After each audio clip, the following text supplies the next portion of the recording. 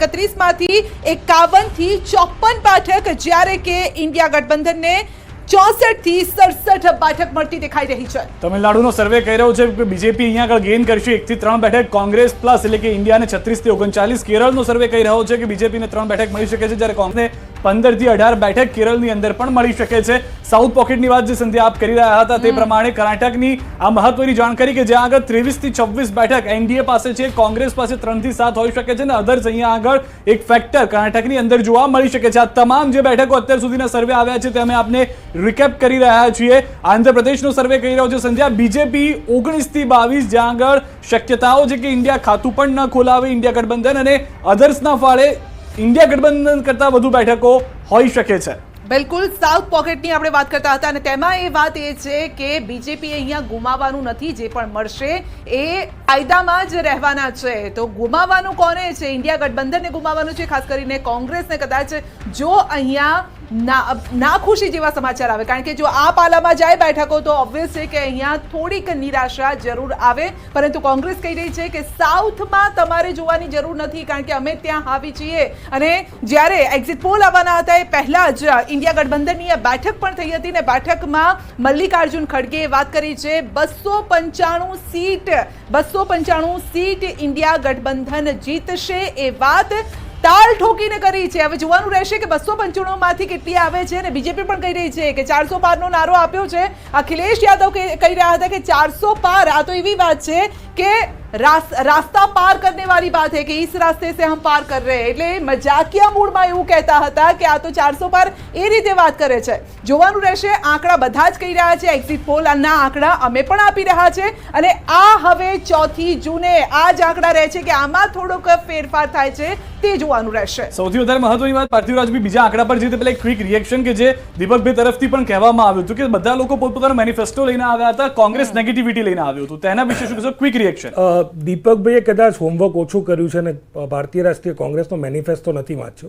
5 ન્યાયની વાત કરી છે ભારતીય રાષ્ટ્રીય કોંગ્રેસે, યુવા ન્યાય, નારી ન્યાય, શ્રમિક ન્યાય, કિસાન ન્યાય અને ભાગીદારી ન્યાય। આ દરેક મુદ્દામાં યુવાનોને રોજગારી, કેન્દ્ર સરકારમાં 30 લાખ પદો ખાલી છે, એ 30 લાખ પદોમાં ક્યાંક ને ક્યાંક ભરતી કરવામાં આવશે। જે પણ વિદ્યાર્થી ગ્રેજ્યુએટ થઈને બહાર નીકળશે એની પહેલી નોકરી પાક્કી, આ ગેરંટીની વાત કરી છે। બીજી વાત મહિલાઓની વાત છે, બિલો પોવર્ટી લાઇન જે ગરીબ વર્ગના મહિલાઓ છે, પરિવારની મહિલાને વર્ષે 1 લાખ રૂપિયાની વાત કરી છે કે જો સરકાર આવશે તો એમના ખાતામાં 1 લાખ સીધા આવશે, જેથી કરીને એ લોકો ગરીબી રેખાથી બહાર નીકળી શકે। અમે બધા જ મુદ્દાના ઉપર અમે વાત કરી છે। ખેડૂતોની વાત હોય તો ક્યાંક ને ક્યાંક MSPને કાયદો બનાવવાની વાત કરી છે, અને જ્યારે 10 વર્ષનો રિપોર્ટ કાર્ડ આપવાની જગ્યાએ નરેન્દ્રભાઈ ક્યાં ક્યાં શું બોલ્યા છે, ક્યાંક ભેંસની વાત કરી છે, ક્યાંક ને ક્યાંક મંગલસૂત્રની વાત કરી છે, ક્યાંક મુજરાની વાત કરી છે। એટલે પહેલાં પોતાના ગિરેબાનમાં ઝાંકી લે કે પોતે શું ધંધા કર્યા છે ચૂંટણી દરમિયાન, પોતે શું બોલ્યા છે, અને બીજા ઉપર આંગળી ઉપાડે તો સારું। થોડી શબ્દોની મર્યાદા આપણે રાખીએ, કારણ કે શબ્દોની મર્યાદા ઘણી જરૂરી છે। હવે ચૂંટણી પતી ગઈ છે એટલે એવું નથી કે આપણે ગમે તેમ બોલીએ છીએ। જો પહેલાં તો મારી વાત એ હતી, એમણે હંમેશા મેં જ કીધું ક્રિટિસાઇઝ કરવું અને કોઈને પણ નીચા પાડવું। મેં એમ કીધું હતું કે તમે મેનિફેસ્ટો લઈને આવ્યા છો, પણ તમારું જે ગઠબંધન છે એના પોતાના પણ મેનિફેસ્ટો છે, તમે તમારા મેનિફેસ્ટો ઉપર કેટલું કામ પૂરું પાડી શકશો એના ઉપરની વાત છે। જ્યારે તમારું, કારણ કે આપણે જોડતોડની સરકાર પણ આ દેશે જોયેલી છે, અને એ વખતે કેવી કામગીરી થઈ છે એ પણ આપણે જોયેલી છે। એટલે બહુ મોટામાં મોટો સવાલ આવતો હતો એ પ્રજા પાસે અને યુવાનોને એમની પાસે કે બોલે છે ખરા, આપે છે ખરા, પણ ડિલિવર શું કરી શકશે? એ લોકો ત્યાં સુધી પહોંચશે ત્યાં સુધી ડિલિવર। બીજી એક વસ્તુ છે, અમે પહેલેથી સ્પષ્ટ કહેતા આવ્યા છે કે અમારી પાર્ટીનું નેતૃત્વ આ જ વ્યક્તિ કરશે, સ્પષ્ટપણે।